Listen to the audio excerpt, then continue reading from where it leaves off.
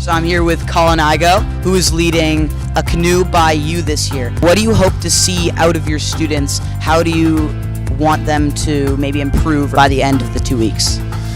Well, I mean, the tangible object is everyone's going to finish their own boat by the end of the 2 weeks. But I think along the way, you've got to learn some new skills and some things like, how to use drills, how to use sanders, how to use saws.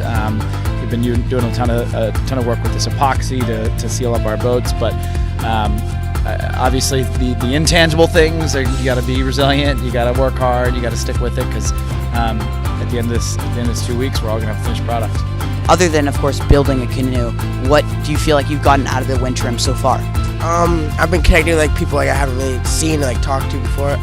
Safety around power tools and sharp objects, really key for building.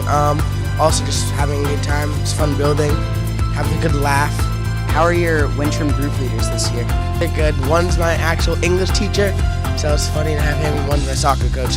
So I'm kind of connecting with both of them pretty well. So it's a little different to see them building a canoe with you rather than out on the soccer field or in the classroom? Yes, very.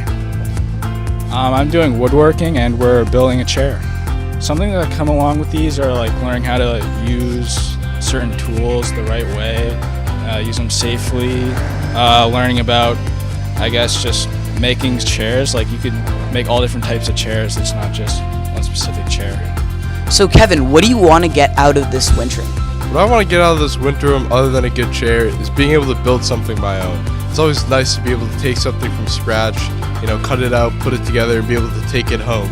Something you can be proud of because you did it on your own. So what skills are you learning in this wind trim, other than, of course, building a chair? I'm sure there's a bunch of other skills that come with it.